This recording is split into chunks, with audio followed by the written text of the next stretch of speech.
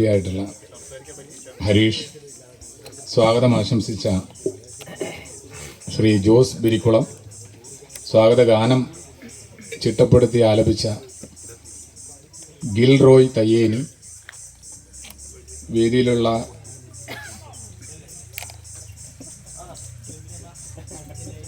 Shri MP Suresh Kumar, Krishnan Sopanam, Nasar Parappally, കാർഷിക പാഠം class എടുക്കുന്ന എൻ്റെ സുഹൃത്തു കൂടിയായിട്ടുള്ള റഹ്മാൻ മാഷ്,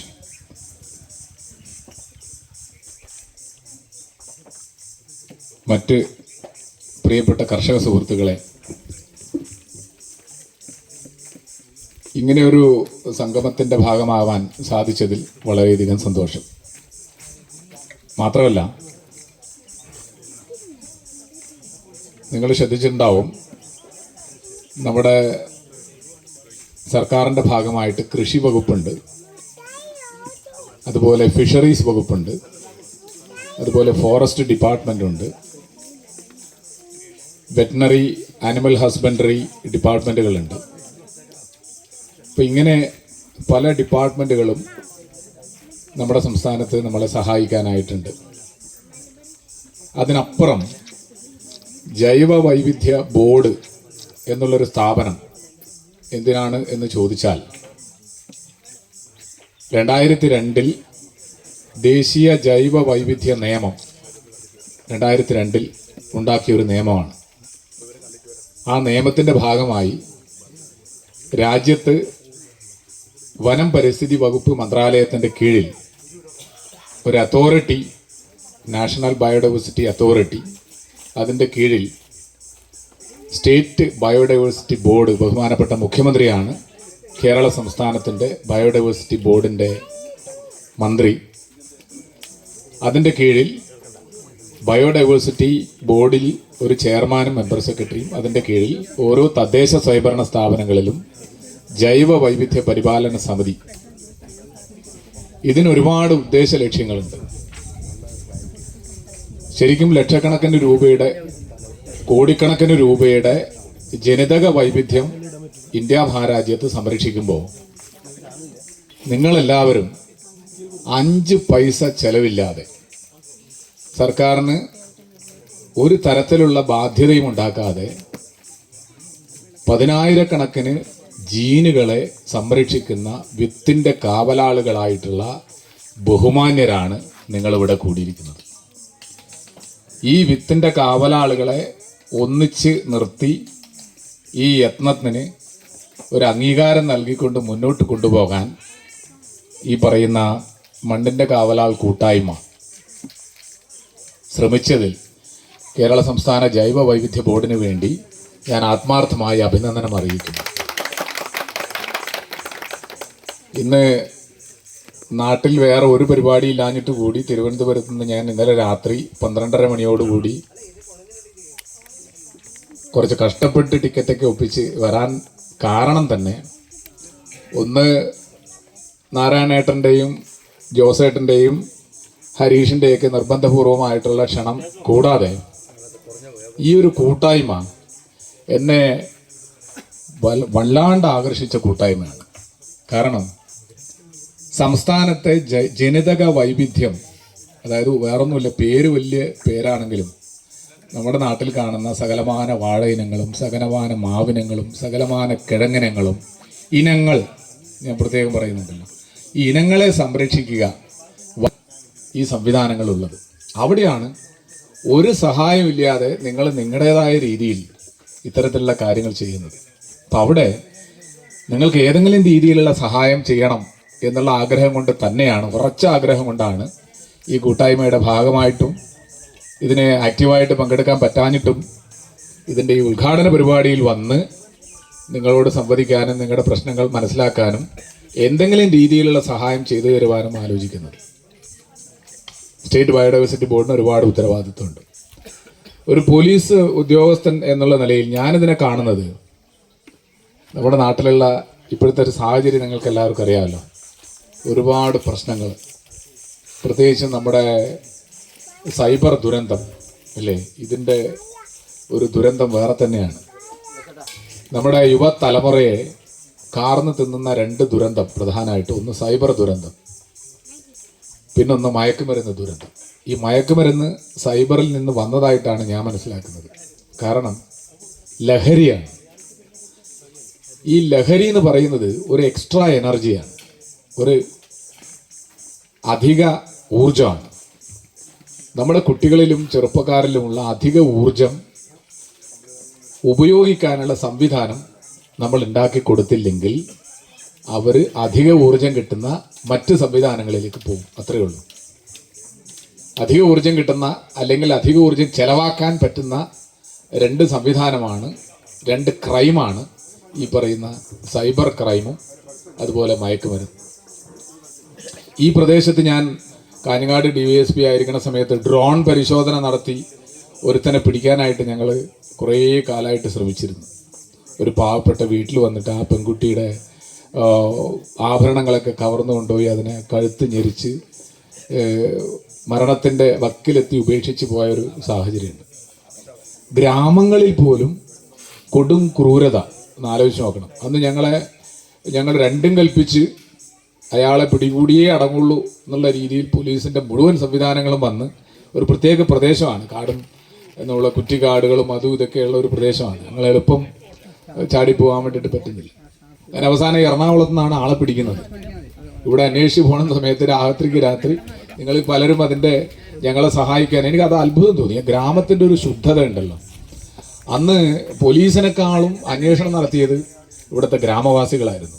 ചെറുപ്പക്കാരെല്ലാവരും ഒത്തൊരുമിച്ച് പല ടീമായി പല ഭാഗങ്ങളിലേക്കൊക്കെ പോയി ഞങ്ങളെ സഹായിക്കുന്ന ഒരു സാഹചര്യം കണ്ടിട്ടുണ്ട്.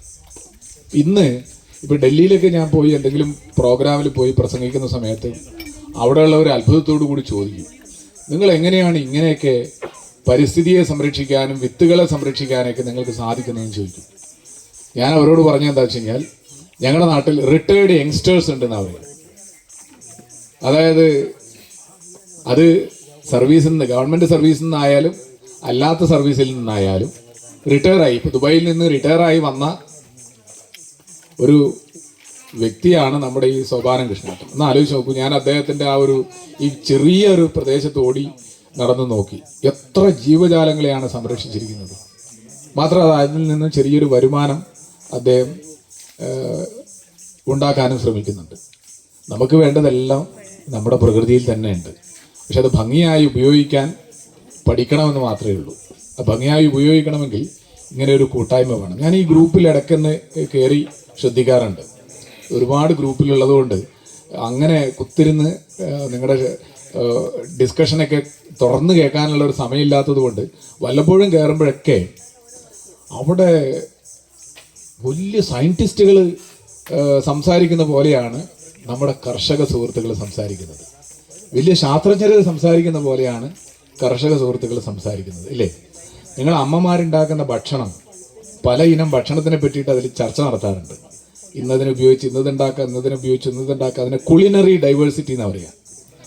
ഇതിനു വേണ്ടി മാത്രം സെൻട്രൽ ഗവൺമെൻറ് മൈസൂരിലൊരു സ്ഥാപനമുണ്ട്, central food technological research institute. എനിക്ക് തോന്നുന്നു നിങ്ങളെല്ലാവരും അവിടുത്തെ സയൻറ്റിസ്റ്റ് ആക്കണം. ആ രീതിയിലുള്ള ചർച്ചകളാണ് പോകുന്നത്. എന്താണെന്നറിയോ? അത് നാട്ടറിവാണ്. നാട്ടറിവ് എന്ന് വെച്ച് കഴിഞ്ഞാൽ പരമ്പരാഗതമായി കിട്ടിയ അറിവ്, ഇല്ലേ? നാട്ടറിവിനെ ശരിക്കും ഒന്ന് പഠിച്ചു കഴിഞ്ഞാൽ അത്ഭുതം തോന്നും. ഞാൻ വയനാട് ജില്ലയിലായിരുന്നു എൻ്റെ ഗവേഷണ കാലം. ഏകദേശം 5 വർഷത്തോളം വയനാട് ജില്ലയിലെ കാട്ടുനായ്ക്കര്, കുറിച്യര്, കുറുമര്, ചോലനായ്ക്കര് തുടങ്ങിയിട്ടുള്ള ആദിവാസി വിഭാഗങ്ങളുടെ കൂടെയായിരുന്നു ഞാൻ. പ്രത്യേകിച്ചും കാട്ടുനായ്ക്കരുടെ കൂടെ കാട്ടിൽ താമസിച്ച്, ഏറുമാടത്തിൽ താമസിച്ച് അവിടെയുള്ള ബയോഡൈവേഴ്സിറ്റി പഠിക്കലായിരുന്നു ഒരു കാലത്ത്. 98 മുതൽ 2003 വരെ, പോലീസിലേക്ക് വരുന്നതിന് മുന്നേ MS സ്വാമിനാഥൻ ഗവേഷണ നിലയത്തിൻ്റെ ഭാഗമായിട്ട് അവിടെ പോയി പഠിച്ചാണ്. അപ്പോൾ അവർ വളരെ സയൻറ്റിഫിക് ആയിട്ടാണ് കാര്യങ്ങൾ ചെയ്യുന്നത്. സാറേ ഇന്ന് ഇവിടെ വേണ്ട, കാരണം എന്ന് വെച്ച് കഴിഞ്ഞാൽ ഇന്ന് ഈ വഴിക്ക് പോകണ്ടെന്ന് പറയും. ഞങ്ങൾ അവരുടെ കൂടെ പോകുന്ന സമയത്ത് എന്താ വെച്ച് കഴിഞ്ഞാൽ ആന വരുന്നുണ്ടെന്ന് പറയും. ശരിക്കും ഞങ്ങൾ ആനയും കണ്ടിട്ടുണ്ടാവില്ല, ആനയുടെ ശബ്ദവും കേട്ടിട്ടുണ്ടാവില്ല. ഇവർക്ക് എങ്ങനെ മനസ്സിലായി കിലോമീറ്റർ അപ്പുറമുള്ള ആന ഈ വഴിക്ക് ഇപ്പോൾ വന്നുകൊണ്ടിരിക്കുന്നത് എങ്ങനെ മനസ്സിലായി? ഞാൻ അവരോട് ആദ്യമൊക്കെ ഒന്ന് ചോദിക്കാൻ മടിയാണ്, നമ്മൾ വലിയ ശാസ്ത്രജ്ഞന്മാരാണല്ലോ. അപ്പോൾ അവരോട് ചോദിക്കുന്നത് നാണക്കേടല്ലേ. പിന്നീടാണ് മനസ്സിലായത് ഇവരാണ് യഥാർത്ഥ ശാസ്ത്രജ്ഞർ. ഈ നമ്മുടെ നാട്ടിലുള്ള കർഷകരും ഗ്രാമീണരും ആദിവാസി വിഭാഗങ്ങളുമൊക്കെയാണ് യഥാർത്ഥ ശാസ്ത്രജ്ഞർ. അവർക്കതിൻ്റെ മണം പിടിച്ച് ഇത് ഏത് വഴിയാണ് വരുന്നതെന്ന് അറിയാം കൃത്യമായി. അങ്ങനെ വാശിക്ക് അവരുടെ അഡ്വൈസ് കേൾക്കാതെ പോയതിന് പണിയും കിട്ടിയിട്ടുണ്ട്. അപ്പോൾ ഇന്ന് ലക്ഷ്യം പിടിച്ചുകൊണ്ട് ഒരു കിഴങ്ങ് കിളക്കാൻ വേണ്ടിയിട്ട് പോയതാണ്. നമ്മുടെ കാച്ചിലുണ്ടല്ലോ, കാച്ചിൽ, നാടൻ കാച്ചിലില്ലേ, നിങ്ങളുടെ കാട്ടിലുള്ള കാച്ചിലിനെ നിങ്ങൾ ശ്രദ്ധിച്ചിട്ടുണ്ടോ? കാട്ടിലുള്ള കാച്ചിൽ, നാടൻ കാച്ചിലിന് നമ്മൾ കാച്ചിൽ, കാവത്ത് അങ്ങനെയൊക്കെ പറയും. കാട്ടിലുള്ളതിനെ നൂറാൻ, നാരാൻ, കവലാൻ എന്നൊക്കെ പറഞ്ഞിട്ട് നരാൻ. അതെ, നര എന്ന് പറഞ്ഞാൽ ഒരിലയുള്ളത് അല്ലേ, ഒരിലയുള്ളത്, ചെറിയ മുള്ള അടിഭാഗത്തുള്ളത്, ഒരു നീളമുള്ള കിഴങ്ങാണ്. നീളത്തിൽ കുറേ കിഴങ്ങ് പോകും. അതുപോലെ നൂറാൻ എന്ന് പറഞ്ഞൊരു സാധനമുണ്ട്. അതിന് 3 ഇല ഉണ്ടാവും, 3 മുതൽ 5 വരെ ഇല, നല്ല മുള്ളുണ്ടാവും വള്ളിക്ക്, അടിയിൽ നല്ല കിഴങ്ങുണ്ടാവും. ഈ നൂറാൻ എന്ന് പറഞ്ഞാൽ നമുക്ക് ഒന്നല്ലേ ഉള്ളൂ, ഒരു നൂറാനല്ലേ ഉള്ളൂ. പക്ഷെ ശരിക്കും അതിൻ്റെ അടുത്ത് പോയി ആദിവാസികളെ കൂടെ നടന്ന് കിളച്ചെടുത്ത് പരിശോധിച്ച് കഴിഞ്ഞാൽ 7 ഇനം നൂറാനെ കാണും. ഈ 7 ഇനം ആണ് എന്ത്, അതിനവർ പറയുന്ന പേര് നാര, നൂറ, കൊട്ടുനൂറ, കൊറണ, ഹെന്തിക്കൊറണ. ഈ പേരുകൾ നിങ്ങൾ ശ്രദ്ധിച്ചിട്ടുണ്ടോ? ഹെന്തിക്കൊറണ എന്ന് അവർ പേരിടുന്നത് ഭയങ്കര രസമായിട്ടാണ്. കൊറണ എന്ന് പറഞ്ഞു കഴിഞ്ഞാൽ ഒരു പ്രത്യേകതരം നൂറാനെ പറയുന്ന പേരാണ്. ഹെന്തി എന്ന് പറഞ്ഞാൽ മുള്ളംപന്നി എന്നാണ്. ആ കിഴങ്ങ് കിളച്ചെടുത്ത് കഴിഞ്ഞാൽ മുള്ളംപന്നി ഇങ്ങനെ കിടക്കണ പോലെ തോന്നും. അവരുടെ ആ ഒരു നാട്ടറിവ് ഭയങ്കരമാണ്. ഞാൻ ഈ കിഴങ്ങിനെ കിളക്കാനായിട്ട് എൻ്റെ PhDക്ക് വേണ്ടിയിട്ട് ആദിവാസികളുടെ കൂടെ പോകും. അപ്പോൾ അവർ തമാശക്ക് സാറൊന്ന് കിളച്ച് നോക്കുന്നവർ. അങ്ങനെ കിളക്കണ സമയത്ത് ഒരു എത്രയോ തവണ ഞാൻ ശ്രമിച്ചിട്ടും വള്ളി പൊട്ടാതെ എനിക്ക് ഒരു കിഴങ്ങും കിളക്കാൻ പറ്റിയിട്ടില്ല. പക്ഷെ അവർ കിളക്കണത് അത്ഭുതപ്പെട്ടു. അതിൻ്റെ അടുത്ത് പോയി അവരതിനെ നോക്കും, അതിൻ്റെ തലയും വാലൊക്കെ നോക്കിയിട്ട് അവർ കൃത്യമായിട്ട് പറയും, സാർ അത് ഈ വഴിക്കാണ് ഇത് പോയിരിക്കുന്നതെന്ന് പറയും. അപ്പം അത് മണ്ണിനടിയിലേക്ക് കൂട്ടിയിട്ട് ഏത് വഴിയിലാണ് ഇത് പോകുന്നത് എന്ന് നോക്കിയിട്ട് അവിടെ പതുക്കെ ഇങ്ങനെ മാന്തി എടുത്ത് പിന്നെ കിളക്കേണ്ട സ്ഥലത്തെടുത്ത് അവസാനം കൃത്യമായിട്ട് ആ കിഴങ്ങിനെ കളിച്ചു തരും. ഒരു ഹെക്ക് ഹെർമാൻ എന്ന് പറഞ്ഞിട്ട് ഒരു കിഴങ്ങുണ്ട്. അത് നിങ്ങൾ ഈ ഭാഗത്ത് ആ ട്രൈബൽ കമ്മ്യൂണിറ്റി ഇല്ലാത്തതുകൊണ്ട് അവർ ആ പേരോ ഉപയോഗിക്കുന്നത് എനിക്കറിയില്ല. കാട്ടുനായ്ക്കരാണിത്. കാട്ടുനായ്ക്കർ എന്ന് പറഞ്ഞാൽ കൂടുതലും കാട്ടിനകത്താണ്. അവർ ആ കിഴങ്ങ് ഭയങ്കര അത്ഭുതമുള്ള കിഴങ്ങാണ്. ഏകദേശം ഇത്ര താഴ്ചയിൽ അതിൻ്റെ വള്ളി പോകും. ഇതിൻ്റെ മുകളിലുള്ള വള്ളിയുടെ അടിയിൽ നിന്ന് ഇപ്പോൾ കിഴങ്ങ് കിട്ടുമെന്ന് പറഞ്ഞിട്ട് കളിച്ചു കഴിഞ്ഞാൽ നിങ്ങൾക്ക് ചെറിയ നാരേ കിട്ടുള്ളൂ. ആ നാര ഏറ്റവും താഴോട്ട് പോയിട്ട് അതിനടിയിൽ വലിയ കിഴങ്ങാണ്. ഒരു കിണർ കുഴിക്കണ പോലെ കുഴിച്ചാൽ മാത്രമേ ഈ കിഴങ്ങിനെ മൊത്തത്തിൽ അങ്ങോട്ട് കിട്ടുള്ളൂ. ആ ഒരു കിഴങ്ങ് അവർ എടുത്തു കഴിഞ്ഞാൽ 1 മാസം വരെ അവർക്ക് ഭക്ഷണമാണ്. അവരുടെ ആ കോളനിയിലുള്ള ആൾക്കാർക്ക് ഭക്ഷണം. അത്രയും വലിയ കിഴങ്ങാണ്. ഉത്സവം പോലെയാണ് അവർ ഈ കാര്യങ്ങൾ ചെയ്യുന്നത്. ആ കിഴങ്ങ് നമുക്ക് കൃഷിയെ ചെയ്യാനായിട്ടുള്ള കിഴങ്ങല്ല. അത് ഡയസ്കോറിയ ബെലോഫില്ല എന്ന് പറഞ്ഞിട്ടുള്ളൊരു സ്പീഷീസാണ്. അത് നമുക്ക് അങ്ങനെ കിട്ടില്ല. ഞാൻ പറഞ്ഞു വരുന്നത്, എത്രയോ ഇനങ്ങൾ കാട്ടിൽ നിന്ന് ഇനി കണ്ടുപിടിക്കാനുണ്ട്. ആ ഇനങ്ങൾ നാട്ടിലെത്താൻ ബാക്കി നിൽക്കുന്നു, നിങ്ങളടുത്തേക്ക് എത്താൻ ബാക്കി നിൽക്കുന്നു, നിങ്ങളതിനെ ഭംഗിയായിട്ട് ഉപയോഗിക്കാൻ ബാക്കി നിൽക്കുന്നു. ഇല്ലേ? നമ്മുടെ റഹ്മാൻ മാഷി ഇലകളെ പറ്റിയിട്ട് കുറേ പഠനം നടത്തിയ ഒരാളാണ്. ഇലകൾ നമുക്ക് നാട്ടിലുള്ള അമ്മമാർക്ക് എത്ര ഇലകളെ പറ്റിയിട്ട് അറിയാം? എത്ര ഇലകൾ അറിയാം? നമ്മൾ മാക്സിമം പോയാൽ ഒരു 10ഓ 15ഓ ഇലകൾ കറി വെക്കാൻ വേണ്ടിയിട്ടുള്ള പല ഇലകളും ഉണ്ടല്ലോ. പച്ചക്കറിയുടെ ഇലകളൊക്കെ, പയറിൻ്റെ ഇലകളൊക്കെ കൃഷി ഇത് ചെയ്യാമല്ലോ. അതുപോലെ നമ്മുടെ ചീര, പല ഇനം ചീരകളുണ്ട്. എല്ലാം കൂടി ഒരു 10-20 എണ്ണം അല്ലേ? ഞങ്ങൾ വയനാട് ജില്ലയിൽ ഇതേ ആദിവാസി വിഭാഗങ്ങളുടെ ഇടയിൽ പഠനം നടത്തിയപ്പോൾ 107 ഇലകൾ അവർ കഴിക്കും. ഏത് കാട്ടിൽ നിന്നുള്ള ഇലകൾ, അല്ലാതെ കൃഷി ചെയ്യുന്നതല്ല. 107 ഇല. നാളെ ഒരു കൊറോണ ഇനിയും വന്നാൽ ഒരു നാട്ടിൽ നിന്നും ഭക്ഷണം നമ്മൾക്ക് എത്താതിരുന്നു കഴിഞ്ഞാൽ ഇനി നമുക്കുള്ള ആശ്രയം ആരായിരിക്കും? ഈ പറയുന്ന കാടും ആദിവാസി വിഭാഗങ്ങളും. കാടുണ്ടായിട്ട് കാര്യമില്ല, അവിടെ എന്ത് തിന്നാന്ന് പറയാൻ പറ്റില്ലല്ലോ. അതിൽ ഞാൻ നേരത്തെ പറഞ്ഞൊരു കിഴങ്ങുണ്ട്, ഡയസ്കോറിയ ഹിസ്പിഡ എന്നാണ് ആ കിഴങ്ങിൻ്റെ പേര്. എല്ലാ കിഴങ്ങിനെയും പോലെ തന്നെ ആ കിഴങ്ങ് ഈ നാട്ടിൽ ഉണ്ടോയെന്നറിയില്ല. ഒരു 3 ഇലയുള്ള അടിയിൽ നല്ല ഉരുണ്ട കിഴങ്ങില്ല. കഴിച്ചാൽ അപ്പം ചത്തുപോകും ആ നിമിഷം. അത്രയും പോയ്സണസ് ആയിട്ടുള്ള കിഴങ്ങാണ്. ഒന്ന് ആലോചിച്ച് നോക്കുക, ഈ ഡയസ്കോറിയ എന്ന് പറയുന്ന കൂട്ടത്തിൽ ഒരുത്തൻ മാത്രം വിഷം ഉള്ള ആളാണ്. ഒന്ന് ആലോചിച്ച് നോക്കും. അതിനെപ്പോലും പ്രോസസ്സ് ചെയ്ത് അവർ കഴിക്കും. രണ്ട് വലിയ മരത്തിൻ്റെ ചെത്ത എടുത്തിട്ട് കരിച്ചിട്ട് ആ വെണ്ണീരിലിട്ടിട്ട് പുഴുങ്ങും. വെണ്ണീരിലിട്ടിട്ട് പുഴുങ്ങുന്ന ആദ്യമായിട്ട് ഞാൻ കാണുന്നത്. വെണ്ണീര് വെള്ളത്തിൽ കലക്കിയിട്ട് അതിൽ പുഴുങ്ങിയിട്ട് അതിനെ ഈ ഇതുണ്ടല്ലോ ഒഴുകുന്ന ചാലിലേക്ക് കെട്ടിവെക്കും. കെട്ടിവെച്ച് തൊട്ടടുത്ത ദിവസം എടുത്തിട്ട് അതിനൊരു 4 ഇഞ്ചി മഞ്ഞളുണ്ട് കാട്ടിലുള്ള, അതിൻ്റെ പേസ്റ്റൊക്കെ വെച്ചിട്ട് ഇതിനെ പുഴുങ്ങി വീണ്ടും ഉപയോഗിക്കും. അപ്പോഴേക്കും അതിൻ്റെ പോയ്സൺ പോയി. ഇതാരാ ഇവർക്ക് പറഞ്ഞു കൊടുത്തത്? സെൻട്രൽ ഫുഡ് ടെക്നോളജിക്കൽ റിസർച്ച് ഇൻസ്റ്റിറ്റ്യൂട്ടാണ്. ആരായിരിക്കും പറഞ്ഞു കൊടുത്തിട്ടുണ്ടാവും? നമ്മളിപ്പോൾ നമ്മുടെ കപ്പയുടെ കട്ട് കളയുന്നില്ലേ, ചെറിയ പരിപാടി നിങ്ങൾക്കൊക്കെ അറിയാം. അതുപോലെ ഇത്രയും വിഷഹാരിയായിട്ടുള്ളൊരുത്തിൻ്റെ കട്ട് കളയാനുള്ള ടെക്നിക്ക് ആരാ പറഞ്ഞു കൊടുത്തത്? അതുകൊണ്ടാണ് ഞാൻ പറയുന്നത് അവരാണ് യഥാർത്ഥ സയൻറ്റിസ്റ്റ്. അവരാണ് യഥാർത്ഥ സയൻറ്റിസ്റ്റ്. അങ്ങനെയുള്ള ഒരുപാട് നാട്ടറിവ് നമ്മുടെ നാട്ടിലുണ്ട്. അത് നമ്മുടെ ഇവിടെ ഉണ്ടാവും, അമ്മമാരുടെ. നിങ്ങൾക്ക് എല്ലാവർക്കും സംശയം വന്നിട്ടുണ്ടാവും, ഈ നാട്ടറിവിനെയൊക്കെ എങ്ങനെ സംരക്ഷിക്കും? ഇപ്പം നമ്മൾക്ക് നേരത്തെ വന്ന ആ കർഷക ചേട്ടനുണ്ടല്ലോ, അദ്ദേഹത്തിന് ഒന്ന് വെറുതെ ഒന്ന് ഇരുത്തിയിട്ട്, ചിലപ്പോൾ നിങ്ങളെ വാട്സപ്പ് കൂട്ടായ്മയിൽ അയാളൊന്നും പറയാനൊന്നുമില്ല, ഒന്ന് ഇരുത്തിയിട്ട് ഇവരൊക്കെ ഒന്ന് വട്ടത്തിലിരുത്തുക, ഈ കാരണവന്മാരെ. എന്നിട്ട് കുറച്ച് കാര്യങ്ങൾ അങ്ങോട്ട് ചോദിച്ചുകൊണ്ടിരിക്കുക. എഴുതിയെടുക്കാനൊന്നും പാടില്ല. എഴുതിയെടുക്കുമ്പോൾ അപ്പം അവർ നിർത്തും പരിപാടി. അതല്ലാതെ ഇങ്ങനെ സംസാരിച്ചുകൊണ്ടിരിക്കണം. അവരുടെ മനസ്സിൽ നിന്നും വരുന്ന അറിവുകളുണ്ടല്ലോ, ആ അറിവുകളാണ് യഥാർത്ഥ. അവരൊക്കെ അറിവിൻ്റെ നിറകുടങ്ങളാണ്. കാണുമ്പോൾ നമുക്ക് തമാശക്കാരാണ് ഇല്ലേ? കർഷകരൊക്കെ ഇപ്പോൾ യങ്സ്റ്റേഴ്സിനൊക്കെ തമാശക്കാരാണ്. ഞാൻ DYSP ആയിട്ട് ഈ കാര്യമൊക്കെ പറഞ്ഞു നടക്കുന്ന സമയത്ത് എൻ്റെ സീനിയേഴ്സൊക്കെ ചോദിക്കും, ഇവന് വേറെ പരിപാടിയൊന്നും ഇല്ലെന്ന് ചോദിക്കും. നല്ല യൂണിഫോമൊക്കെ ഇട്ട് വണ്ടിയിലേക്ക് ഇങ്ങനെ ഉഷാറായിട്ട് കറങ്ങി നടക്കേണ്ട സമയത്ത് ഈ പറയുന്ന സംസ്ഥാനത്തിൻ്റെ ജൈവ വൈവിധ്യം സംരക്ഷിക്കാനും അവിടുത്തെ ബയോഡൈവേഴ്സിറ്റി ആക്ട് ഇംപ്ലിമെൻ്റ് ചെയ്യാനൊക്കെ നടക്കുന്നു എന്നുള്ളത് പറയും അല്ലേ? ഒരുപാട് ദൂരവ്യാപകമായിട്ടുള്ള ലക്ഷ്യങ്ങളുണ്ട് ഈ പറയുന്ന ആക്ടിനും നിങ്ങളുടെ എഫേർട്ടിനും. ഇതുപോലുള്ള കാരണവർമാരെ വെറുതെ വിടരുത്, അവരെ പിടിച്ചിരുത്ത്. ഞാൻ ഈ കൂട്ടായ്മയിൽ ഞാൻ ഹരീഷിനോടൊക്കെ ഐ റിയലി റെസ്പെക്ട് ഈ പോലീസ് ഉദ്യോഗസ്ഥനെ. അയാൾക്ക് വേറെ പണിയൊന്നുമില്ലേ? അയാളുടെ കൂട്ടത്തിലുള്ള ആൾക്കാർ ചോദിക്കും, പക്ഷെ നിങ്ങളാണ് നാളെയുടെ വലിയ അതാണ് ഇട്ടി അച്യുതന്മാർ. ഇട്ടി അച്യുതനെ കേട്ടിട്ടുണ്ടോ? ഇട്ടി അച്യുതൻ എന്ന് പറഞ്ഞു കഴിഞ്ഞാൽ ഹോർത്തുസ് മലബാറിക്കസ് എന്ന് പറഞ്ഞിട്ടുള്ള ഒരു പുസ്തകം കേട്ടിട്ടില്ലേ? ഹോർത്തുസ് മലബാറിക്കസ് എന്ന് പറഞ്ഞു കഴിഞ്ഞാൽ ആ പട്ടാളക്കാരൻ, ഒരു ബ്രിട്ടീഷ് പട്ടാളക്കാരൻ എഴുതിയ പുസ്തകമാണ്. എന്താ?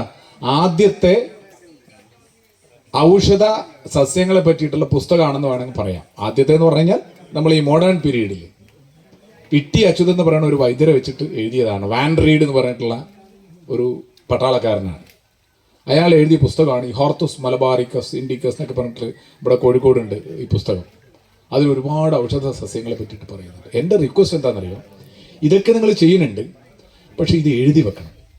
ഈ മണ്ണിൻ്റെ കാവലാളുകൾ ഓരോ വർഷവും ഓരോ പുസ്തകം പുറത്തിറക്കണം. ആ പുസ്തകത്തിൻ്റെ എഴുത്തുകാർ നിങ്ങളായിരിക്കണം. നിങ്ങൾ ഇവിടെയുള്ള ഇത്ര ആൾക്കാർ, ഓരോ അമ്മമാരും ഒരു ലേഖനം എഴുതണം. ആ ഒരു ലേഖനം ഒരു കൂണിനെ പറ്റി എഴുതിയാൽ മതി. അരിക്കൂൺ എങ്ങനെ, എപ്പോൾ ഉണ്ടാകുന്നു, എപ്പോൾ വെളിച്ചത്ത് വരുന്നു, എങ്ങനെ പറിച്ചെടുക്കാം, എങ്ങനെ കഴുകാം, എങ്ങനെ അതിനെ കുക്ക് ചെയ്യാം, എങ്ങനെ അതിനെ കഴിക്കാം, ഓരോരുത്തരും എഴുതണം. ഇപ്പം ഇത്രയും ആൾക്കാരുടെ ഒരു 100 മണ്ണിൻ്റെ കാവലാൾ കൂട്ടായ്മയിലുള്ള ഓരോരുത്തരുടെയും ലേഖനം ഉൾപ്പെടുന്ന പുസ്തകങ്ങൾ ഓരോ വർഷം ഇങ്ങനെ വരണം. അത് ഭയങ്കര ഒരു റെക്കോർഡായിരിക്കും. ആ റെക്കോർഡ് എന്ന് പറഞ്ഞാൽ എൻ്റെ ലക്ഷ്യം എന്താണെന്നറിയോ? ഈ പുസ്തകത്തിലുള്ള വിവരങ്ങൾ ജൈവ വൈവിധ്യ രജിസ്റ്ററിലേക്ക് ഉൾപ്പെടുത്തുക എന്നുള്ളതാണ് എൻ്റെ ലക്ഷ്യം. ബയോഡൈവേഴ്സിറ്റി ആക്ട് പ്രകാരം ഓരോ തദ്ദേശ സ്വയംഭരണ സ്ഥാപനത്തിൽ നിങ്ങളുടെ പഞ്ചായത്തിൽ പോയ ഒരു രജിസ്റ്റർ കാണും. അവിടെ എത്ര പേർ ആ രജിസ്റ്ററിൽ വിവരങ്ങൾ കൊടുത്തിട്ടുണ്ട്? ഇവിടെ ഉള്ളവർ ജൈവ വൈവിധ്യ രജിസ്റ്ററിൽ വിവരങ്ങൾ കൊടുത്ത് എത്ര പേരുണ്ട് ഇവിടെ? നിങ്ങളുടെ അടുത്തേക്ക് ചിലപ്പോൾ എത്തിയിട്ടുണ്ടാവില്ല അവർ. നിങ്ങൾ എടുക്കുന്നുണ്ട്. ഇപ്പോൾ ഇവിടെ തുടങ്ങി. Very good. അതെ, ഇന്ന് കേരളത്തിൽ എല്ലാ 1200 തദ്ദേശ സ്വയംഭരണ സ്ഥാപനങ്ങളിൽ ജില്ലാ പഞ്ചായത്തും ബ്ലോക്ക് പഞ്ചായത്തും കഴിച്ചാൽ ബാക്കി 1034ആണ്. ഈ 1034ലും ജൈവ വൈവിധ്യ രജിസ്റ്ററിന്റെ 2ാം ഭാഗം ചെയ്യുന്നുണ്ട്. 1ാം ഭാഗം ചെയ്തു കഴിഞ്ഞു. ഇന്ത്യയിൽ ആദ്യമായി 1ാം ഭാഗം ചെയ്തത് കേരളമാണ്. ഈ 2ാം ഭാഗം ചെയ്യുന്നതിൻ്റെ ഉദ്ദേശം എന്താണെന്നറിയാം? നിങ്ങളുടെ ഈ അറിവ് അതിൽ എഴുതി വെക്കാനാണ്. ഈ അറിവ് ഈ കൂട്ടായ്മ എപ്പോഴെങ്കിലും ഒന്ന് പിരിച്ചുവിടുമെന്ന് വിചാരിക്കുക. ഒരു കാരണവശാലും ഉണ്ടാവില്ല, വല്ല കാരണങ്ങൾ കൊണ്ടും. പക്ഷെ എവിടെ ഉണ്ടാവണത്? ആ അറിവ് പുസ്തക രൂപത്തിലും ജൈവ വൈവിധ്യ രജിസ്റ്ററിലും ഉണ്ടാവണം.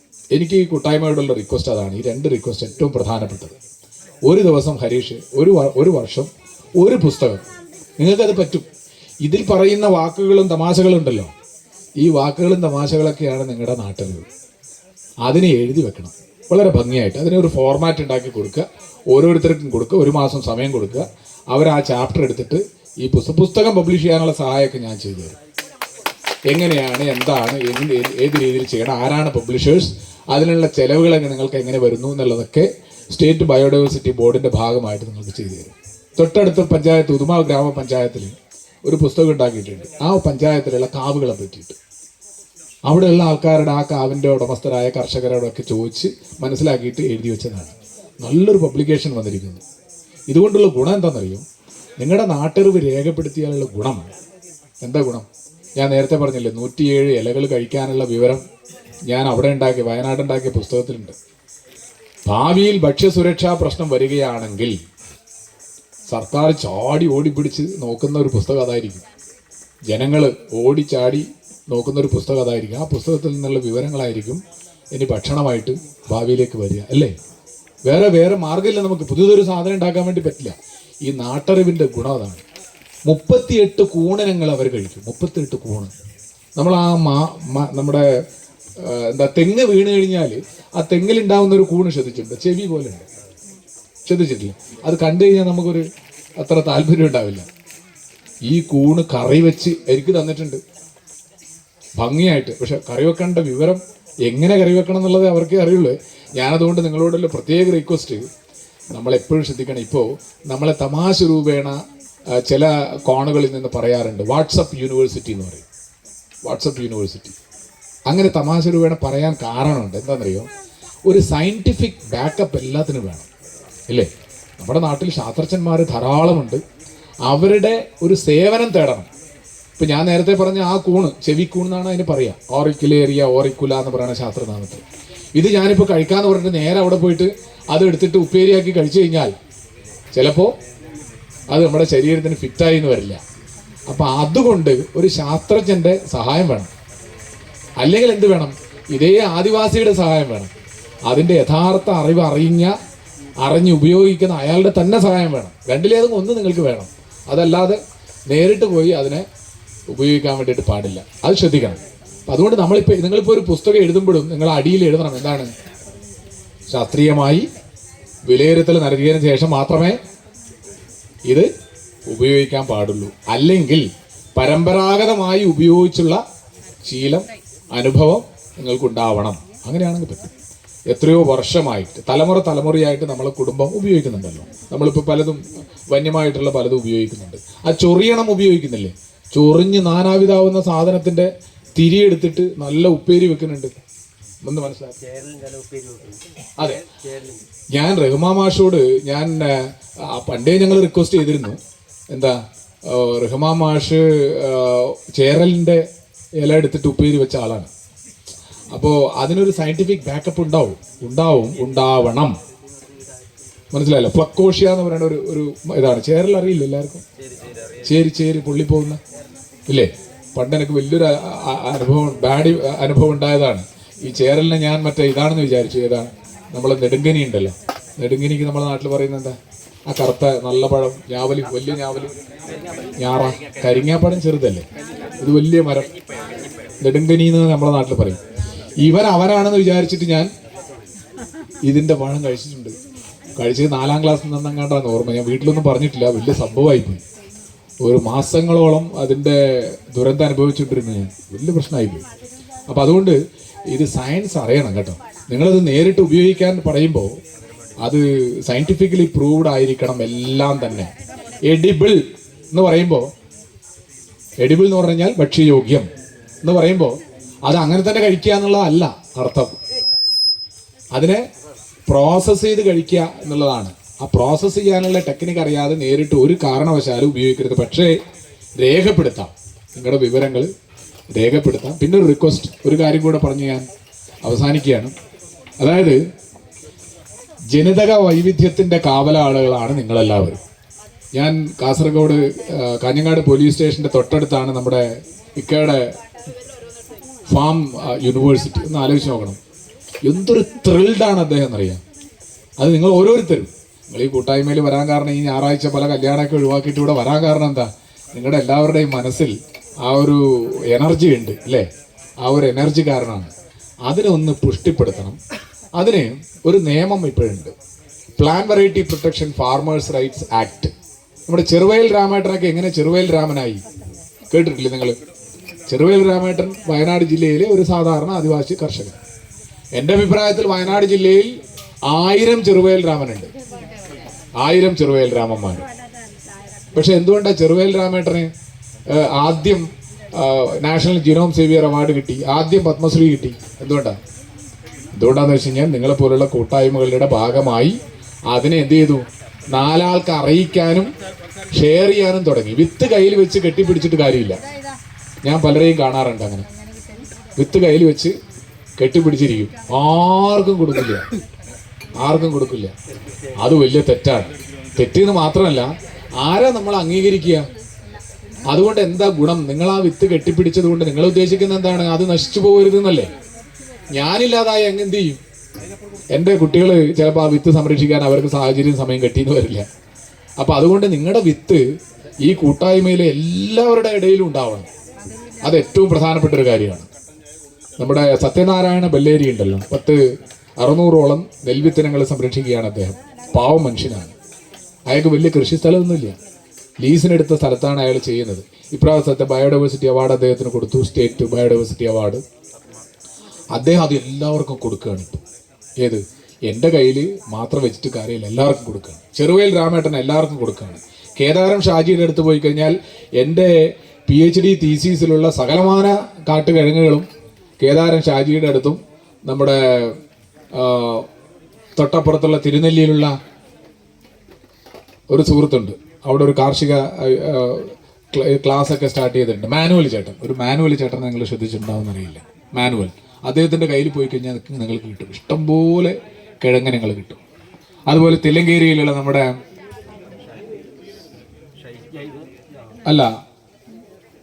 തില്ലങ്കേരിയിലുള്ള കർഷകനുണ്ടല്ലോ, അദ്ദേഹത്തിൻ്റെ കയ്യിൽ ധാരാളം വിത്തനങ്ങൾ. ഇപ്പോൾ അദ്ദേഹത്തിന് സ്റ്റേറ്റ് ബയോഡൈവേഴ്സിറ്റി അവാർഡും കാര്യങ്ങളൊക്കെ കിട്ടിയിട്ടുണ്ട്. അപ്പോൾ അവാർഡ് എന്നുള്ളത് ഞാൻ പറയാൻ കാരണം എന്താണെന്നറിയാം, ഞങ്ങളിപ്പോൾ സ്റ്റേറ്റ് ബയോഡൈവേഴ്സിറ്റി ബോർഡ് ഒരു ടെക്നിക്ക് അവലംബിച്ചു. Shimjith Thillankeri national genome saviour അവാർഡും സ്റ്റേറ്റ് ബയോഡൈവേഴ്സിറ്റി അവാർഡും വർഷത്തേക്ക് ഒന്നല്ലേ ഉള്ളൂ, എത്ര പേർക്ക് കൊടുക്കാൻ പറ്റും? അതുകൊണ്ട് ഓരോ ജില്ലയിലും പോയി നിങ്ങളെപ്പോലുള്ള 100 കർഷകരെ കണ്ടുപിടിക്കാൻ ശ്രമം തുടങ്ങി. 8 ജില്ലകളിൽ ഈ പരിപാടി കഴിഞ്ഞു. 8 ജില്ലയിൽ വയനാട്ടിൽ നിന്ന് അങ്ങോട്ടാണ് ഈ 8 ജില്ല. നമ്മുടെ വെള്ളപ്പൊക്കം ദുരന്തം വിതച്ച ജില്ലകളാണ് 8 ജില്ല. ആ വെള്ളപ്പൊക്കം ദുരന്തം വിതച്ച ജില്ലകളിൽ പഠനം നടത്തിയപ്പോൾ കർഷകരൊക്കെ പറഞ്ഞു ഞങ്ങളുടെ കയ്യിലുള്ള സാധനങ്ങളൊക്കെ പോയി എന്ന് പറഞ്ഞു. അങ്ങനെ അവിടെയുള്ള കർഷകരെ ഞങ്ങൾ കണ്ടുപിടിച്ചു. 100 കർഷകരെ ഒരു ജില്ലയിൽ നിന്ന്. അവരൊക്കെ പേരിട്ട് കൊടുത്തിരിക്കുന്നത് കസ്റ്റോഡിയൻ ഫാർമർ എന്നാണ്, വിത്താളുകൾ എന്നാണ് അവർക്ക് പേര്. മനസ്സിലായല്ലോ? ഒന്നും ചെയ്തില്ല. അവിടെ പോയി സംസ്ഥാന ജൈവ വൈവിധ്യ ബോർഡ് ഒരു മാല ഇട്ടു, ഒരു സർട്ടിഫിക്കറ്റ് കൊടുത്തു. ഈ കിട്ടുന്ന റെക്കഗ്നീഷൻ ഉണ്ടല്ലോ, അത് വലിയ റെക്കഗ്നീഷനാണ്. ഇവിടെ പലപ്പോഴും കട്ടൻ താഴുമ്പോൾ കയ്യടി കൊടുക്കാത്ത നാടാണ് നമ്മുടേത്, അല്ലേ? ശ്രദ്ധിച്ചിട്ടുണ്ടോ? കട്ടൻ താണു കഴിഞ്ഞാൽ കയ്യടി കൊടുക്കുക. അതേപോലെ ഷൂവിൻ്റെ കളർ നോക്കും. ഇത് ബ്രൗൺ ഷൂ ആണെങ്കിൽ മാത്രമേ ഇവൻ എന്നെ സല്യൂട്ട് ചെയ്യുള്ളൂ, ഇത് ബ്ലാക്ക് ഷൂ ആണെങ്കിൽ സല്യൂട്ട് ചെയ്യില്ല. അത് ആദ്യം താഴെ നോക്കും. അങ്ങനെയല്ല. തമിഴ്നാട്ടിലും കർണാടകത്തിലേക്ക് പോയി നോക്കി കഴിഞ്ഞാൽ നിങ്ങൾക്ക് മനസ്സിലാവും. കണ്ടക്ടറൊക്കെ എല്ലാവരും വിളിക്കുന്നത് എന്താ? അമ്മ, സാർ, ഇല്ലേ? ഈ 2 വാക്കേ നിങ്ങൾക്ക് കേൾക്കുള്ളൂ. ഇവിടെയോ അല്ലെ ഇങ്ങനെ ഒന്ന് മാന്തോ അല്ലെ ഗേ എന്ന് വിളിക്കും. അതൊന്ന് മാറ്റിയെടുക്കണ്ടേ നമുക്ക്? അതെല്ലായിടത്തും പടർന്ന് പന്തലിച്ചിട്ടുണ്ട്. ഇപ്പം ഇവർ എനിക്ക് വലിയ സന്തോഷം തോന്നി. ഇവിടെ ആരും വലിയ ആൾക്കാരല്ല, എല്ലാവരും വലിയ ആൾക്കാരും തന്നെ. അവർക്ക് അവരുടേതായ റെക്കഗ്നീഷൻ ഉണ്ട്. ഓരോ ചെറുപ്പക്കാരും പ്രായമുള്ളവരും ഒക്കെ ഇവിടെ വന്ന് ഈ കൂട്ടായ്മയുടെ ഭാഗമാവാൻ ഇവിടെ ഇരുന്നല്ലോ നിങ്ങൾ. അത് തന്നെ വലിയ കാര്യമാണ്. പക്ഷെ ആ മനസ്സിനെ റെക്കഗ്നൈസ് ചെയ്യണം. റെക്കഗ്നൈസ് ചെയ്യുന്നത് സർക്കാർ സംവിധാനം റെക്കഗ്നൈസ് ചെയ്യണം. അതിനാണ് സ്റ്റേറ്റ് ബയോഡൈവേഴ്സിറ്റി ബോർഡ് ശ്രമം തുടങ്ങി. 8 ജില്ല കഴിഞ്ഞു. ഈ വർഷം മുതൽ കാസർഗോഡ്, കണ്ണൂർ, എറണാകുളം ജില്ലകളാണ്, തിരുവനന്തപുരം ജില്ലയാണ്, 3 ജില്ലയാണ് എടുത്തിരിക്കുന്നത്. ഇവിടെ നിങ്ങളെല്ലാവരും അതിൻ്റെ ഭാഗമാവണം. നമ്മളൊന്നും ചെയ്യുന്നില്ല. ആ കൂട്ടായ്മക്ക് നിങ്ങളിതൊരു ഇൻഫോർമൽ കൂട്ടായ്മയല്ലേ, ഇതിനൊരു ഫോർമൽ കൂട്ടായ്മയാക്കി മാറ്റുക. എന്നിട്ട് അതിൽ കുറച്ചും കൂടി ഉത്തരവാദിത്തം ഏൽപ്പിക്കുകയാണ്. എന്താണ് ഉത്തരവാദിത്തം? ഇപ്പം നിങ്ങൾ സമാധാനമായിട്ട് ചെയ്തുകൊണ്ടിരിക്കുന്നു. അതിൽ നിന്ന് കുത്തനെ നിങ്ങൾക്ക് ഒഴിയാൻ പറ്റില്ല. ആ പറ്റാത്ത വിധത്തിലാക്കാനായിട്ട് നിങ്ങൾക്ക് എന്ത് ചെയ്യുക? നിങ്ങൾക്കൊരു മാലയിട്ട് ഒരു സർട്ടിഫിക്കറ്റ് തന്നു കഴിഞ്ഞാൽ നിങ്ങൾ പെട്ടു. അല്ലേ? ചെറുവേൽ രാമാട്ടം പറയുന്നുണ്ട്, എനിക്ക് പത്മശ്രീ തന്നതോടുകൂടി ഞാൻ പെട്ടു. എന്താ, ഈ 10, 45, 60 ഇനങ്ങൾ സംരക്ഷിക്കേണ്ട ഉത്തരവാദിത്വം എൻ്റെതാണ്. സാമ്പത്തികമായിട്ടും വലിയ കഷ്ടപ്പാടിലാണ്. അവിടെ നമ്മൾക്ക് ഭാവിയിൽ ഡെഫിനറ്റായിട്ടും ഇതിനെ കമ്മ്യൂണിറ്റി ജീൻ ബാങ്ക് എന്നാ പറയാം. കമ്മ്യൂണിറ്റി ജീൻ ബാങ്ക്, അതായത് ഗവൺമെന്റിന്റെ ജീൻ ബാങ്ക് ഉണ്ട് പല സ്ഥലങ്ങളിലും. അതുപോലെ നിങ്ങളുടെ ഇടയിലുള്ള ജീൻ ബാങ്കിനെ നിങ്ങളുടെ ജീൻ ബാങ്കാക്കി മാറ്റി ഡിക്ലെയർ ചെയ്യണം.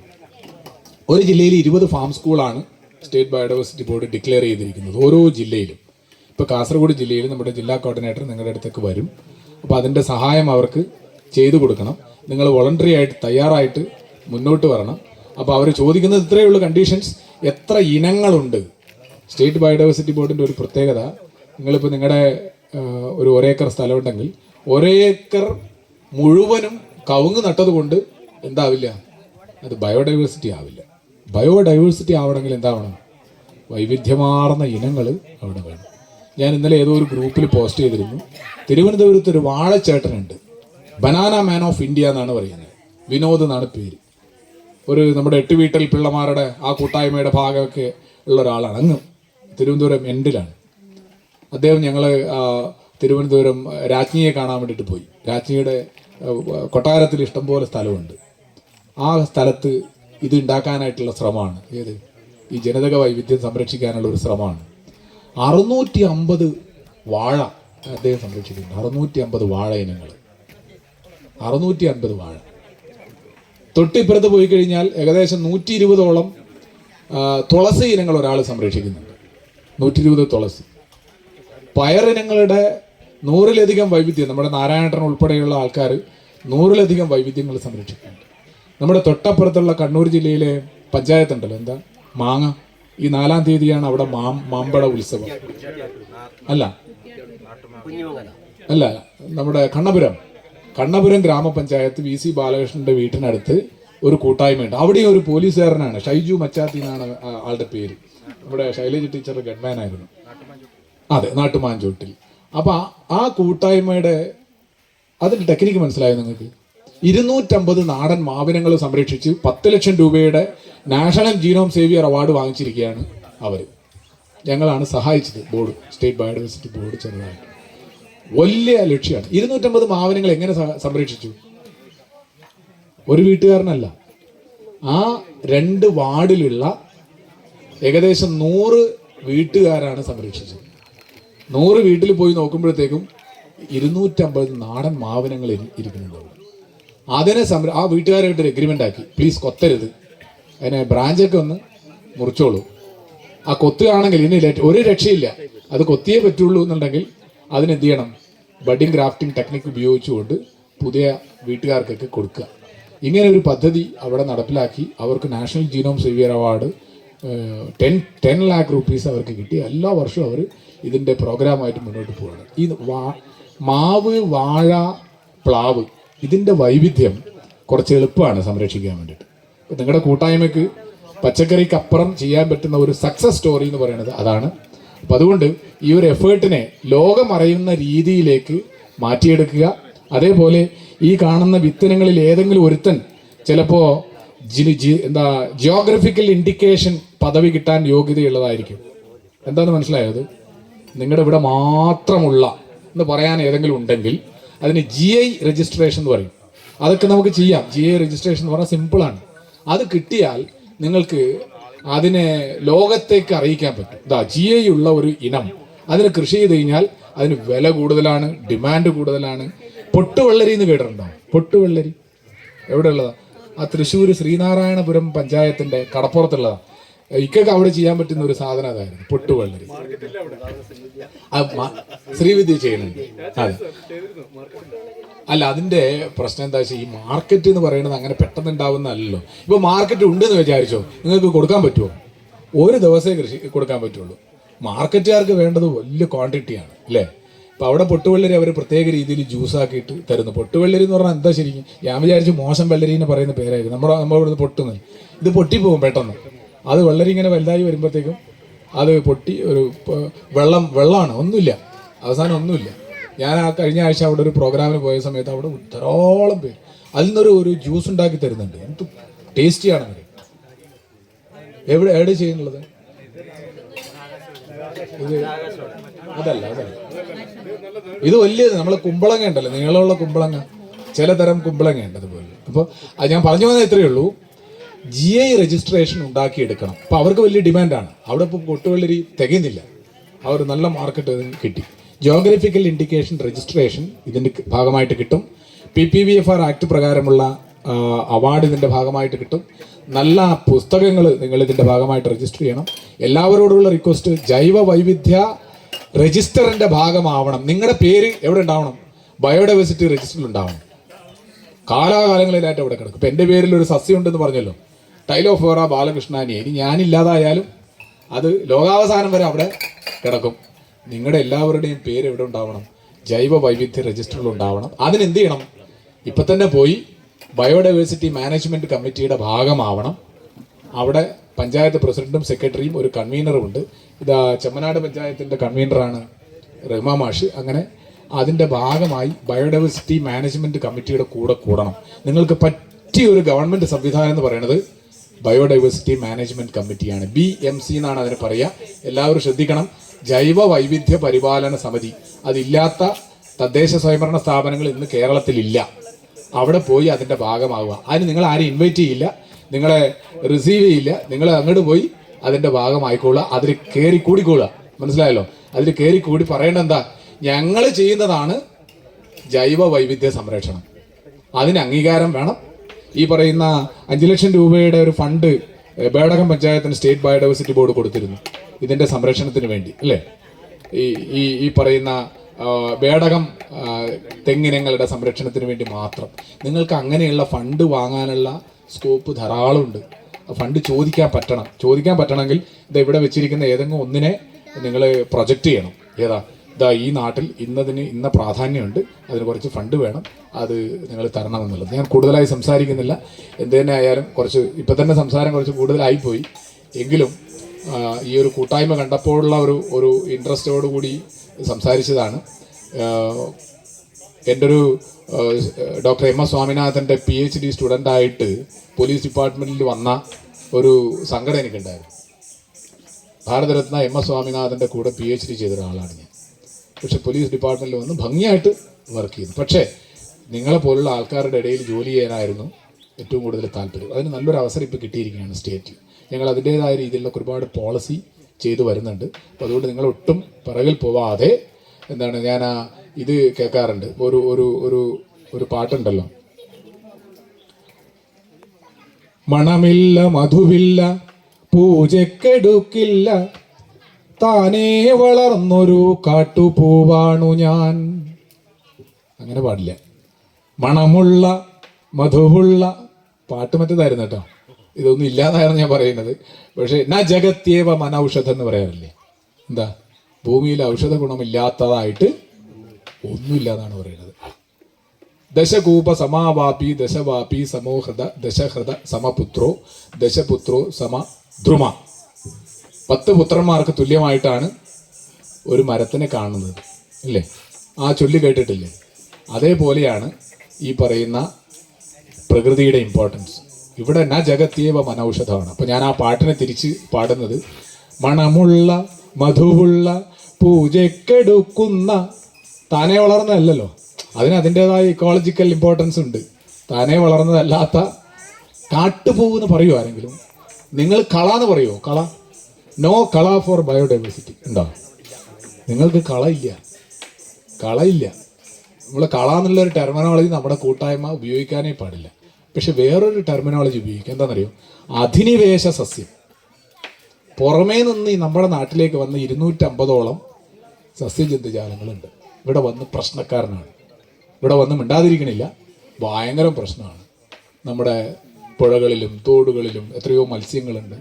ഇവരൊക്കെ നമ്മുടെ നാട്ടിന് ഭയങ്കര ദോഷമുണ്ടാക്കിയിട്ടുണ്ട്. അതിനെ മാറ്റാൻ വേണ്ടി പഠിക്കണം. തൊഴിലുറപ്പുകാരെ കൊണ്ടുപോയിട്ട് നല്ല കുറുന്തോട്ടിനെ ചെത്തി കരിക്കുകയല്ല വേണ്ടത്. അതിന് പകരം എന്താ വേണ്ടത്? ഇവിടെയുള്ള അധിനിവേശ സസ്യങ്ങൾ ഏതാണെന്ന് നിങ്ങൾ പറഞ്ഞു കൊടുക്കണം അവർക്ക്. അതിന് ചെറിയ പുസ്തകങ്ങൾ ഉണ്ടാക്കി കൊടുക്കണം. പഞ്ചായത്തിനെ ഇൻഫ്ലുവൻസ് ചെയ്യണം. അവിടുത്തെ തൊഴിലുറപ്പ് എഞ്ചിനീയറെ കൊണ്ട് പഠിപ്പിക്കണം. എന്താണ്? ഇതൊക്കെയാണ് ഈ നാട്ടിലുള്ള അധിനിവേശ സസ്യങ്ങൾ. തൊഴിലുറപ്പുകാരെ പണിയെടുക്കുമ്പോൾ അതിനെ ഒന്ന് പറിച്ചു കളയാനാണ് നോക്കേണ്ടത്. പുഴകളിൽ ധാരാളം അധിനിവേശ ജീവജാലങ്ങളുണ്ട്, ഇല്ലേ? ശ്രദ്ധിച്ചിട്ടുണ്ടോ? 250 മത്സ്യം നമ്മുടെ ഉൾനാടൻ മത്സ്യം കേരളത്തിൻ്റെ മാത്രം സംഭാവനയാണ്, വേറെ എവിടെയില്ല. അതിൽ 50% വംശനാശ ഭീഷണി നേരിടുന്നതാണ്. ഈ അടുത്ത് ഞങ്ങൾ കുഫോസ് സർവകലാശാലയ്ക്കൊരു ഫണ്ട് കൊടുത്തു, വലിയൊരു പ്രോജക്റ്റ് ചെയ്യാൻ. എന്താ പ്രോജക്റ്റ് എന്നറിയോ? നാടൻ മീനിനെ പ്രജനനം കൂട്ടാൻ. നാടൻ മീനിനെ നമ്മൾ പണ്ടുള്ള നാടൻ മീനൊക്കെ ഉണ്ടോ ഇപ്പോൾ? ഇല്ല, വളരെ കുറവാണ്. അതിൻ്റെ ആവാസ വ്യവസ്ഥ ഇല്ലാതായതാണ് ഏറ്റവും പ്രധാന കാരണം. ചില മീനിനെ നമ്മളറിയാതെ കൊണ്ടുപോവുകയും ചെയ്യുന്നുണ്ട്. ആരാ? അത് ശ്രദ്ധിച്ചിട്ടുണ്ടോ നിങ്ങൾ? കാസർഗോഡ് ഇന്ന് പത്രത്തിലൊരു വലിയൊരു ന്യൂസ് ഉണ്ട്, ശ്രദ്ധിച്ചിട്ടുണ്ടോ? എന്താണെന്നറിയോ? അത് നമ്മൾ ബയോഡൈവേഴ്സിറ്റി മാനേജ്മെന്റ് കമ്മിറ്റി ചെയ്താണ്. അനൂപ് എന്ന് പറയുന്ന ഇതേപോലെ ഒരു കൺവീനർ ഉണ്ട് പനത്തടി ഗ്രാമപഞ്ചായത്തിൽ, അനൂപ്. അവിടുത്തെ മത്സ്യത്തിനെയൊക്കെ പഠിച്ചു. അവിടെ മിസ് കേരള എന്ന് പറയുന്ന ഒരു മീനുണ്ട്. മിസ് കേരള എന്ന് പറഞ്ഞാൽ എൻഡേഞ്ചേർഡ് സ്പീഷീസാണ്, അതിന് തൊടാൻ പാടില്ല.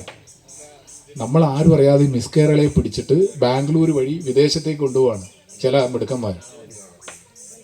ഈ വിവരം കിട്ടിയ ഉടനെ ഞങ്ങൾ അതിൻ്റെ പുറകെ പോയി അന്വേഷിച്ച് പഞ്ചായത്ത് ഒരു തീരുമാനം എടുത്തു. ഈ പഞ്ചായത്ത് പരിധിയിൽ നിന്ന് മിസ് കേരള പിടിക്കുന്നത് നിരോധിച്ചിരിക്കുന്നു. ബയോഡൈവേഴ്സിറ്റി മാനേജ്മെന്റ് കമ്മിറ്റി എടുത്ത തീരുമാനമാണ്. ഈ തീരുമാനം ഈ പാവങ്ങൾ അറിയില്ല, തോട്ട പൊട്ടിച്ച ആൾക്കാർ. ഈ തോട്ട പൊട്ടിച്ചവർ ആ മീനിനെയൊക്കെ എടുത്തിട്ട് പോകുന്ന വഴിക്ക് ഫോറസ്റ്റുകാരെ അവർ പിടിച്ചു. ബയോഡൈവേഴ്സിറ്റി ആക്റ്റും ഫോറസ്റ്റ് ആക്റ്റും പ്രകാരം അവരിപ്പോൾ കേസിൽ പെട്ട് കിടക്കുകയാണ്. ഏത്? നമ്മുടെ കണിയാൻ പോലുള്ള സാധനം, കണിയാനല്ല, എന്താ പറയുക, പുല്ലൻ, ചെങ്കണിയാൻ. നമ്മൾ വിചാരിച്ചിട്ടുണ്ടോ ഇതൊക്കെ ഭയങ്കര സംഭവമാണെന്ന്? ഇല്ലല്ലോ. പണ്ട് ഈ തോർത്തിലെടുത്തിട്ട് വീട്ടിൽ അക്വേറിയാക്കുന്നതിനൊന്നും തടസ്സമില്ല കേട്ടോ, പഠിക്കാനും നാടൻ ഉപയോഗത്തിനൊന്നും തടസ്സമില്ല. പക്ഷേ വ്യാവസായിക ആരെങ്കിലും വിചാരിച്ചിട്ടുണ്ടോ ഇത് വ്യാവസായിക അടിസ്ഥാനത്തിൽ കൊണ്ടുപോകുന്നുണ്ട്? നിങ്ങൾക്ക് ആർക്കും അറിയാവോ? നിങ്ങൾ ഈ തോട്ടിൽ നിന്ന് ആരെങ്കിലും പിടിച്ചുകൊണ്ടോ? നമുക്കറിയില്ല. ഇത് കൊട്ടയിലാക്കിക്കൊണ്ട് നല്ല ഭംഗിയുള്ളൊരു മീനാണ് മിസ് കേരള. കണ്ണിച്ചാൻ്റെ വേറെ കണ്ണിച്ചാനാണ്. അതായത് ഇങ്ങനെ മുകളിലേക്ക് കൂട്ടിയിട്ട് ഒരു ചുവന്ന വര കാണും. അത് ഈ ഭാഗത്തുണ്ടോ? അത് അതിൻ്റെ നാടൻ പേരെന്തെന്ന് അറിയില്ല. ഇതിന് ഒരെണ്ണത്തിന് 1000 ഉറുപ്പിയാണ് അത്ര വില. ഇവിടെ അല്ല, അക്വേറിയം, നല്ല അക്വേറിയത്തിൽ ഇത് പുറത്ത് പോയിട്ട് തിരിച്ചിങ്ങോട്ട് തന്നെ വരും, ബ്രീഡ് ചെയ്തിട്ട് തിരിച്ചിങ്ങോട്ട് വരും. അതേപോലെ ഒരു മുള ഉണ്ടല്ലോ അകത്തേ കൂടിയിട്ട്, ഓട്ടയില്ലാത്ത മുള, എന്താ അതിൻ്റെ പേര്? ഏരങ്കോൽ എന്ന് പറയും. ഊയല്ല, ഏരങ്കോൽ. ഈ നാട്ടിലുണ്ടോ ഏരങ്കോൽ? ആ പാണത്തൂർ ഭാഗത്തുള്ള മലകളിൽ ഏരങ്കോലുണ്ട്. ഇതിനെ മുറിച്ചിട്ട്, നമ്മുടെ ലാത്തി മുളയാണ്, ഇത് കിട്ടാനില്ല. ഇതിനെ മുറിച്ചിട്ട് ഇതേപോലെ ബാംഗ്ലൂർ വഴി വിദേശ രാജ്യങ്ങളിലേക്ക് പോവുകയാണ്. അതിനെയും ആ പഞ്ചായത്ത് എന്ത് ചെയ്തു? നിരോധിച്ചു ഈ ആക്ട് പ്രകാരം. ഇപ്പോൾ ഒരുപാട് അധികാരങ്ങളൊക്കെ ഉണ്ട്. ആദ്യം അറിയണം എന്താണെന്നുള്ളത്. ഇപ്പോൾ ഏരങ്കോലും മിസ് കേരളയും ഫേമസ് ആണ്. ഇന്നത്തെ മാതൃഭൂമി പത്രത്തിൽ വലിയ ന്യൂസാണ്, സ്റ്റേറ്റ് ന്യൂസാണ്, ദേശാഭിമാനിയിലുണ്ട്, സ്റ്റേറ്റ് ന്യൂസാണ്. ഏത്?